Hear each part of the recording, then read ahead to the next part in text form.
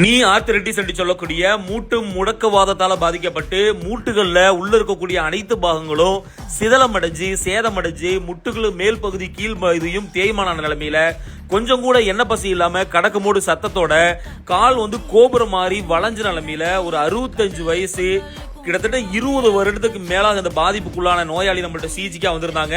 கிட்டத்தட்ட 30 வருடம் 40 வருடமா சினிமா தியேட்டருடைய ஆபரேட்டரா வேலை செய்யறாங்க.